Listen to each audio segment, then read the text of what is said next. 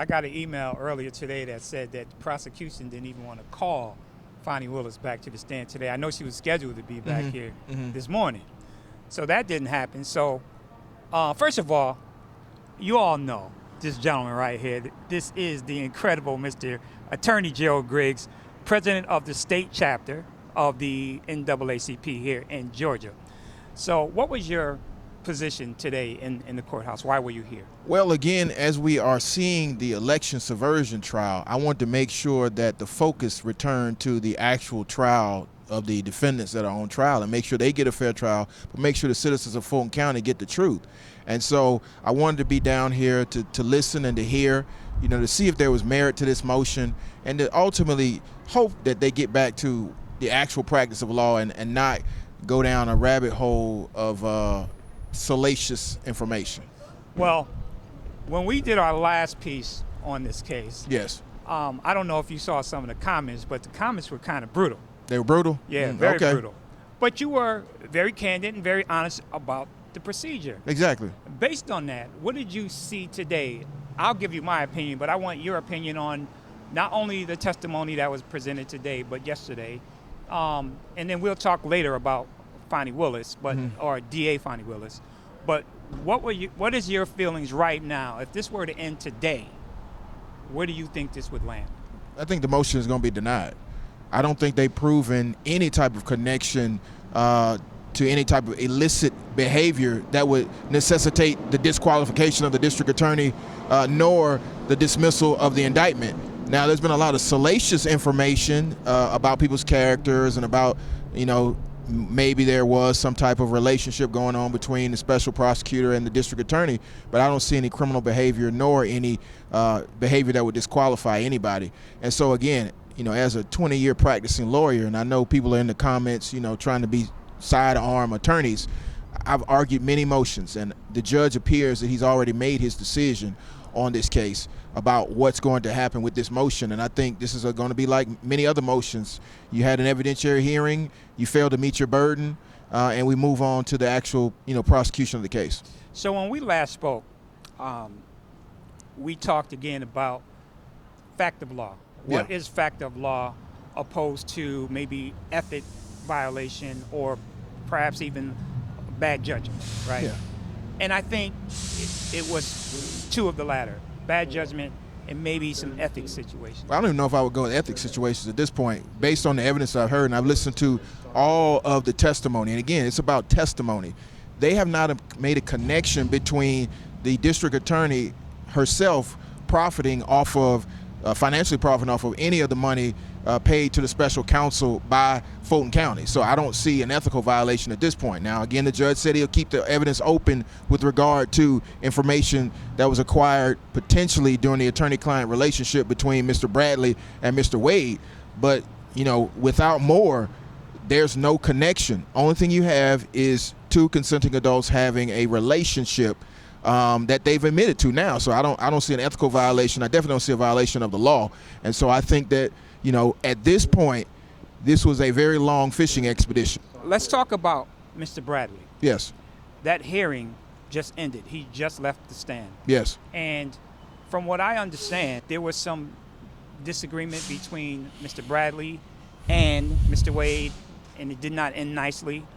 But the prosecuting attorney seems to be fishing as relates to that relationship. And then there's this Anna Rodriguez person that apparently he claims he didn't know, but now they said she's, I guess, one of their witnesses. Yeah, well, they have two witnesses, and again, that's why I think that personal relationships should not go into evidence and testimony in court, because those are some serious allegations that have to be proven. The judge didn't allow the evidence to come out, but I think everybody is being personally stained by what's coming into court, and it has nothing to do with whether or not there was an attempt to subvert the election in 2020. And that's what I want everybody to continue to be focused on. This trial is about election subversion and the attempt to overturn the will of the voters in 2020. It's not about who's sleeping with who or who's doing any type of alleged activity with anybody else. I mean, it makes for good television, but this is not how our court system is run. It's a stain. on the process, because now, like you said, people's personal lives are opened up. She meaning DA Fani Willis had to share a lot of personal information. She did. Attorney Nathan Wade had to express and talk about his personal situations. I mean, this is very embarrassing, and up to this point, they were both stellar.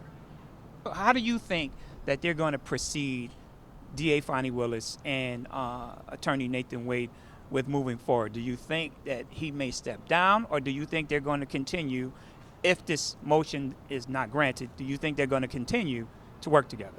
I think if the motion is denied, they will continue to prosecute the case, and I think that they will be zealous advocates within the bounds of the law. And people have to understand there's a code of professional conduct in Georgia that you have to maintain.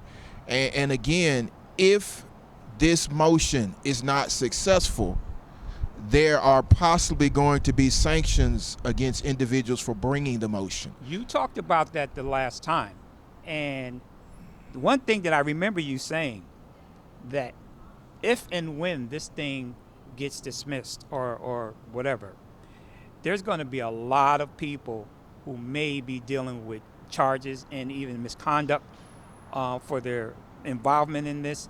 And then whatever plea deals that might have been on the table, I remember you saying that, those plea deals just went away. Yeah, there probably going to be no plea deals, because I mean they put a full frontal attack on the district attorney.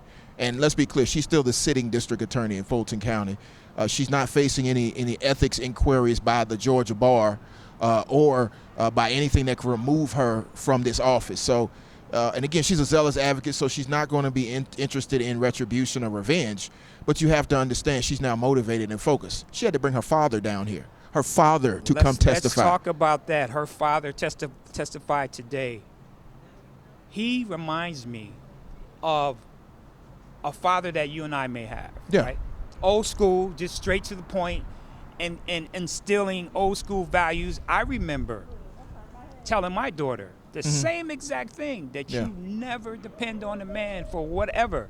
Always have your own money, because a guy's mind can change at any point. He takes you out. He might want to try something.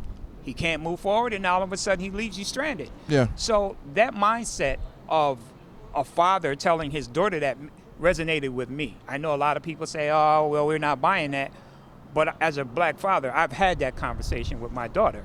So I wonder how it resonated to the judge and other people in the courtroom. You were there. What did you sense? I mean, it definitely resonated with the people in the courtroom. I mean, we have a lot of parents in the courtroom, and you never want to see a child in a situation where their life is in danger simply for doing their job. And so I think she humanized herself. Now, of course, you know, yesterday she had very impassioned testimony, and you can understand why. Yep. I mean, she's been attacked. But she reminded the entire country and the entire world, she's not the one on trial. The defendants are on trial. Right. And again, this is the defendant's motion, and they have to carry their burden of production. And right now, they have only proven that there was a romantic relationship between two consenting adults. There's been no evidence of any impropriety as relates to funds or the misuse of funds. I think Fani said it so well that in Georgia, the testimony of one witness is enough to establish a fact. Now, Fani doesn't have to prove anything. She's not the one with the burden in this motion. So again, from the evidence that we've seen so far, I don't think this motion is going anywhere. But again, I do see a lot of personal information coming out in a courtroom that I never thought I would see on attorneys who have stellar reputations. And what I can say about the sideshow that is one of the defendants in this case, he leaves a wake of destruction in his path on professionals. And I hope that we don't have that same stain in Georgia. You know, there's one thing that stood out to me yesterday when DA Fani Willis was being questioned, or the line of questioning, as related to the cash.